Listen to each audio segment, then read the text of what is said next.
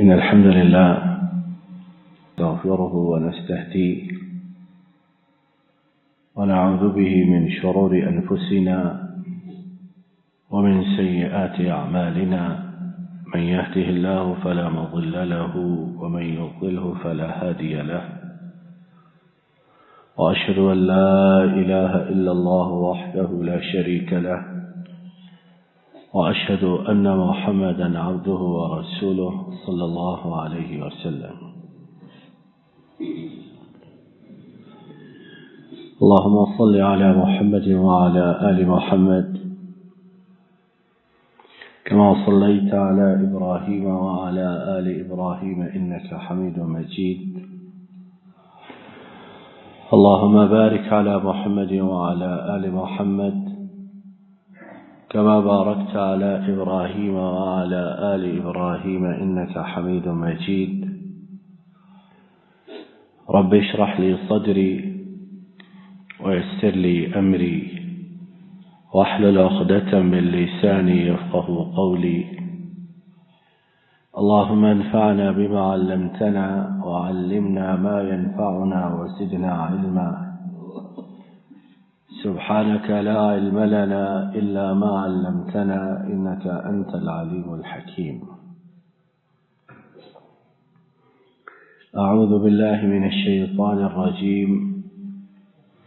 بسم الله الرحمن الرحيم فإذا جاءت الطامة الكبرى يوم يتذكر الإنسان ما سعى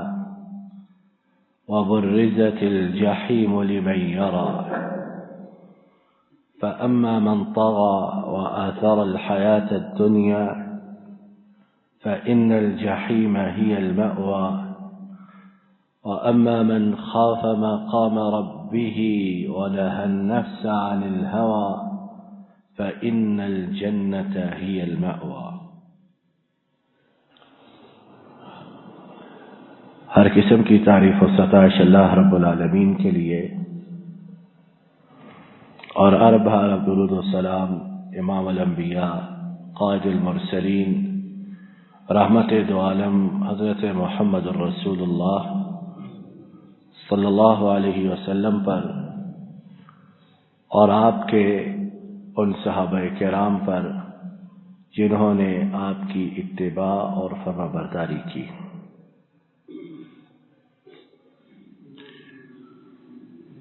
جب گھروں میں بچوں کے امتحانات سر پر آتے ہیں تو بہت سے لائق بچے، پڑھنے والے بچے صرف اس بات سے خوف زدہ رہتے ہیں کہ ہماری اتنی محنت کاوش جد و جہد کے بعد امتحان میں سوالات کہیں خارج از کورس نہ آ جائیں، جو ہمارا نصاب ہے، جو ہمارا کورس ہے، اس سے کہیں سوالات نہ آ جائیں، وگرنہ جہاں تک کورس کا نصاب کا تعلق ہے ہم نے تو اسے اچھی طرح پڑھ لیا ہے، اور پھر جب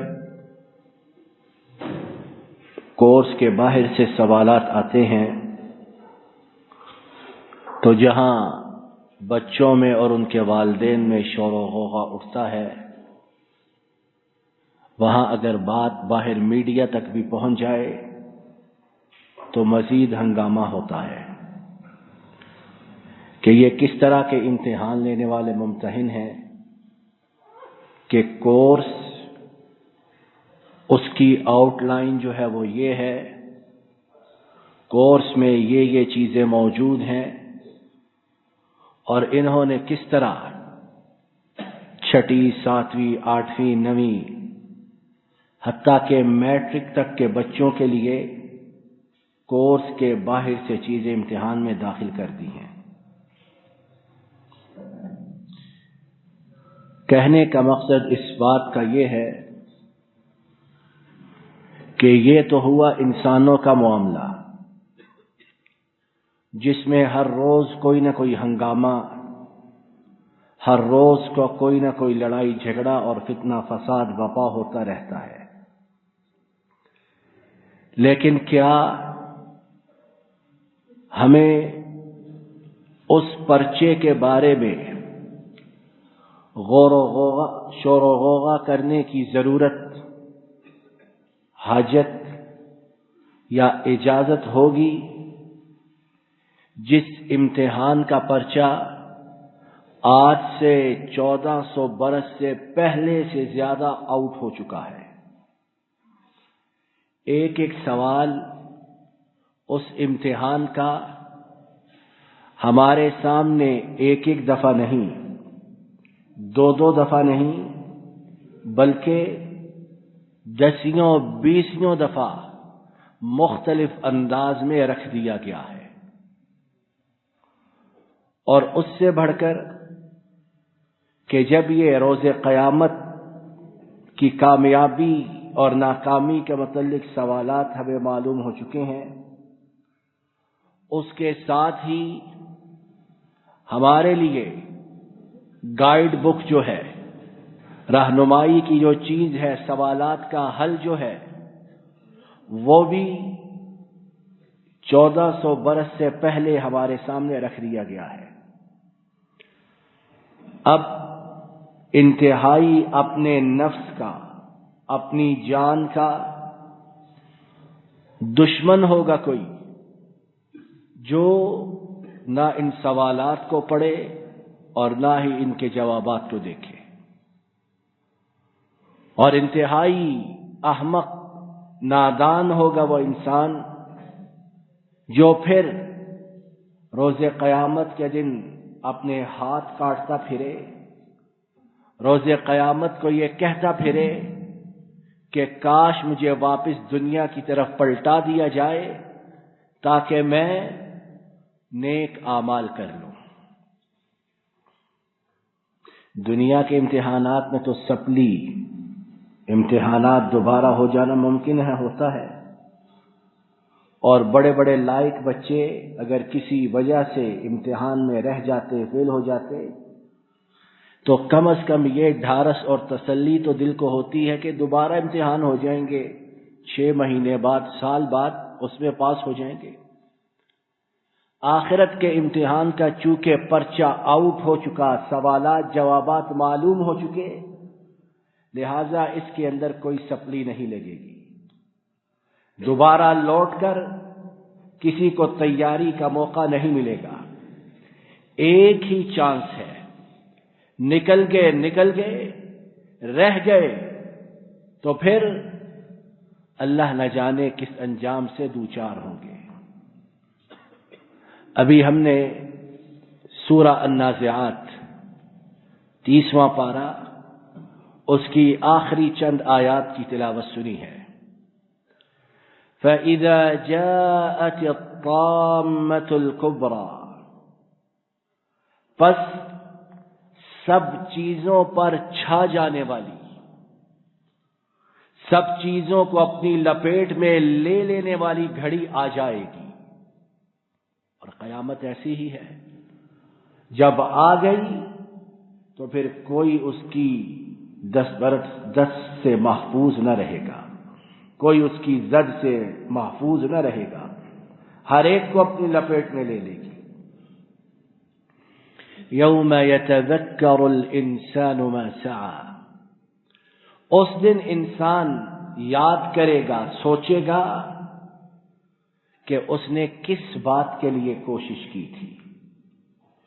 دنیا میں تو بڑی ڈرامے بازیاں ممکن ہیں، دنیا میں تو بڑے دکھلاوے، ریاکاریاں ممکن ہیں،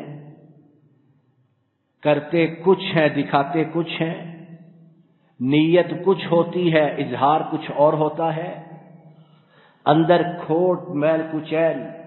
اور نہ جانے کیا کیا، اور باہر اخلاص اس کے چرچے کیے جاتے ہیں۔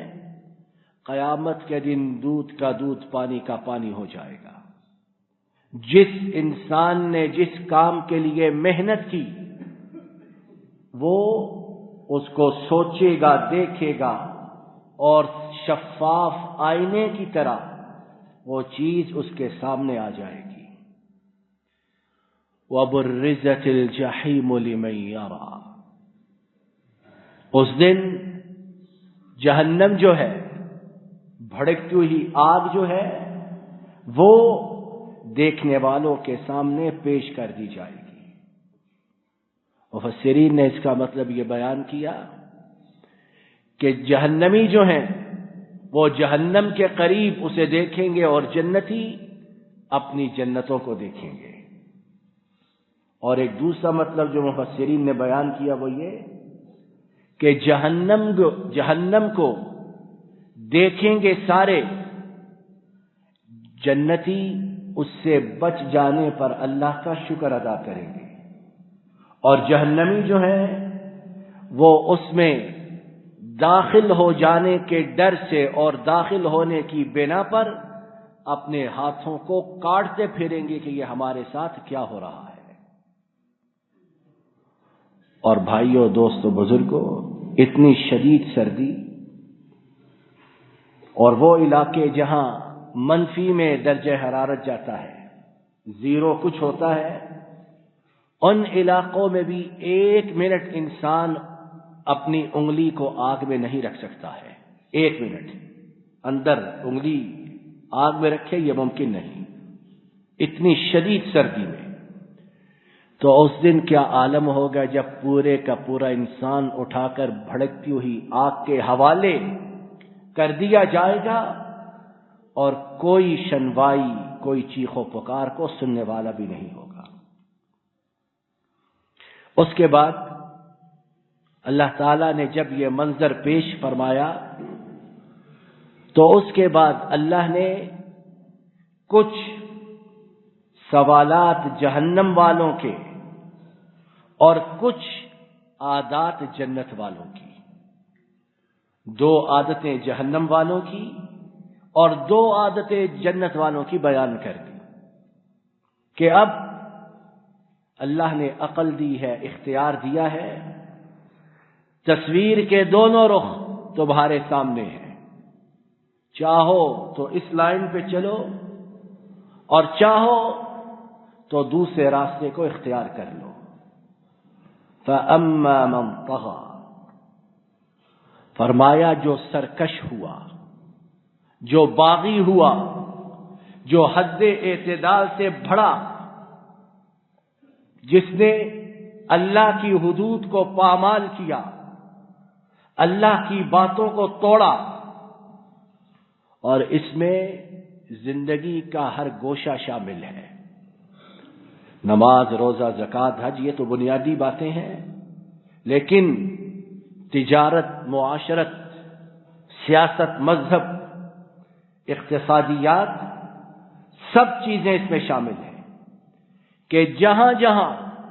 اللہ کی حدود کو توڑا، پامال کیا، وہ انسان باغی اور سرکش کہلائے گا۔ اور جہنمیوں کی ایک بہت بڑی نشانی جو ابھی ہم نے رب العالمین کے فرمان میں سنی کہ وہ باغی اور سرکش ہیں۔ اور کتنے ہمارے ہاں بے وقوف گناہ دھڑلے سے کرتے ہیں، ببانگ دہل اعلانیہ کرتے ہیں، روکا جائے ٹوکا جائے، پھر زندگی ایک مرتبہ ہی ملتی ہے، بار بار نہیں ملتی ہے، تو جب ایک دفعہ ملی ہے تو من چاہی بسر کر لو، بعد میں دیکھا جائے گا کیا ہوگا۔ یاد رکھو کہ یہاں تو زندگی ایک مرتبہ، لیکن جہنم کی زندگی وہ بار بار انسان موت مانگے گا کہ کاش موت ہی آ جائے، لیکن اس دن موت کو بھی موت دے دی جائے گی۔ تو اب فیصلہ ہمارے اپنے ہاتھ میں کہ ہم دونوں طرف کی باتوں کو سن رہے، جان رہے، پہچان رہے، اب کوئی ہیلا بہانہ حجت ہمارے کام نہ آئے گی۔ فَأَمَّا مَن طَغَىٰ، جو باغی ہوا، سرکش ہوا، وَآثَرَ الْحَيَاةَ الدُّنْيَا، دوسری صفت اللہ نے جہنم والوں کی یہ بیان کی اور کاش میں آپ اسے اچھی طرح سمجھیں اور یہ چیز میرے آپ کے رگو پے میں سرایت کر جائے۔ کیا ہے؟ جس نے دنیا کی زندگی کو ترجیح دی۔ اللہ معاف کرے، ہم میں سے بہت سے لوگوں کا معاملہ یہی نہیں ہے۔ بڑے بڑے اچھے نمازی، مساجد میں آنے والے، اللہ رسول کا نام لینے والے، تھوڑا سا دنیا آخرت میں ٹکراؤ ہوتا ہے، کس چیز کو ترجیح دیتے، کس چیز کو قبول کرتے ہیں۔ اور یہ نہیں کہ کوئی بہت بڑے فائدے، کروڑوں اربوں کا کوئی کھیل ہے تو اس کے لیے ہم دنیا کو ترجیح دیں۔ معمولی فائدوں میں جب دنیا آخرت میں ٹکراؤ ہوتا ہے تو بڑے بڑے بظاہر بھلے مانس لوگ بڑی آسانی سے آخرت کو ٹھکرا کر دنیا کو ترجیح دیتے ہیں، اور روکا جائے ٹوکا جائے تو 100 طرح کے بہانے شیطان انہیں سمجھا دیتا ہے۔ زندگی نہیں گزارنی، بال بچوں کے مستقبل کی فکر نہیں کرنی، اپنی ناک کٹانے سے بچا کر نہیں رکھنی، نہ جانے کیا کیا باتیں شیطان انہیں سکھلاتا اور اس کی زبان ان باتوں کو اگلتی رہتی ہے۔ اب یہ پرچہ 2 سوالات کے ساتھ، جہنمیوں کی 2 عادات کے ساتھ ہمارے سامنے واضح ہے۔ ایک یہ کہ جو باغی ہوا اللہ کی حدود کو توڑنے والا کسی بھی معاملے میں، اور دوسرا آخرت کے مقابلے میں دنیا کو ترجیح دینے والا۔ اور اس میں اس بات کی نفی نہیں کہ ہم محنت نہ کریں، جد و جہد نہ کریں، دنیا کو جائز کمانے کی کوشش نہ کریں، بھرپور کریں، لیکن جب بھی آخرت اور دنیا کا ٹکراؤ ہو تو بطور مسلمان، بطور مومن، ہم نے کس چیز کو ترجیح دینی ہے؟ اے اللہ، ہم نے تو یہ باتیں سنی جہنم والوں کے متعلق، اب ہمارا یہ من کرتا ہے، دل کرتا ہے کہ جنت والوں کی عادات بھی سن لیں، شاید کہ آپ کی توفیق سے ہم ان بدبخت جہنم والوں کی عادات سے پیچھا چھڑا کر جنت والوں کی عادات کو اپنانے والے بن جائیں۔ ہر مسلمان کے دل میں یہ خواہش ہے، اگرچہ کتنا بھی گنہگار ہے، سیاہکار ہے، خطاکار ہے، لیکن چاہتا ہے کہ جنت کے راستے پر آ جائے۔ کیا ہے جنت والوں کی عادات؟ کیا ہے جنت والوں کے اوصاف؟ اللہ نے 2 باتیں ان کی اور 2 باتیں ان کی بیان کر دی۔ پہلی عادت جو اللہ تعالی نے جنت والوں کی یہاں بیان کی، فَأَمَّا مَنْ خَافَ مَقَامَ رَبِّهِ، پہلی عادت اللہ نے یہ بیان کی کہ جو اللہ کے سامنے کھڑا ہونے سے ڈر گیا۔ کتنی ہے ہم میں یہ عادت؟ اور اگر اللہ کے سامنے کھڑا ہونے کا خوف میرے آپ کے دل میں ہو تو یہ جرائم کی، گناہوں کی کثرت نہ ہو جو ہم اپنے معاشرے میں پنپتے ہوئے ہر روز دیکھتے ہیں۔ اور دیکھنی کیا ہے؟ کہنے والے، سننے والے، وہ بھی اسی طرح گناہوں کا شکار اور غلطیوں میں ڈوبے ہوئے ہیں کہ رب کے حضور کھڑا ہونے کا جو خوف ہے وہ بہت سے دلوں سے محو ہو چکا ہے، پتہ ہی نہیں۔ پیشی ہو کچہری میں، عدالت میں، چھوٹے موٹے آفیسر کے سامنے کس طرح تیاری ہوتی ہے، کس طرح فائلیں تیار کی جاتی ہیں، کس طرح کتنے دن پہلے اپنے معمولات میں تبدیلی کی جاتی ہے کہ جو وقت طے ہوا اس میں کمی بیشی نہ ہو۔ بڑے کے سامنے جو معاملہ رکھنا ہے اس میں اونچ نیچ نہ ہو جائے، لیکن وہ رب جس کے کرامن کاتبین ہمہ وقت دائیں بائیں غلط صحیح باتوں کو لکھ رہے، جس کے سامنے قیامت کے دن اعضاء بولیں گے، زبان، ہاتھ، حتیٰ کہ چمڑی، جلد بول اٹھے گی، اس کے سامنے کھڑا ہونے سے کتنے لوگ ڈرتے ہیں؟ کتنے ہیں؟ اور اس بارے میں بھی ایسی ایسی تعویلیں، ایسی ایسی باتیں کہ اللہ کی پناہ، شیطان ہے، اس نے گمراہ کر رکھا ہے۔ تو پہلی عادت، پہلا اصول جو اہل جنت کا وہ یہ کہ وہ اللہ کے سامنے کھڑا ہونے سے خوف محسوس کرتے، اور اسی لیے صحیح حدیث پاک میں آپ صلی اللہ علیہ وسلم نے فرمایا کہ خلوت میں اگر کسی کی آنکھ سے اللہ کے خوف کی وجہ سے آنسو ٹپک پڑے، خلوت میں، اکیلے میں، تو وہ ایسا خوش نصیب ہے کہ قیامت کے دن اسے رب اپنے عرش کے سائے تلے جگہ عطا فرمائیں گے۔ ایسا خوش نصیب۔ دوسری عادت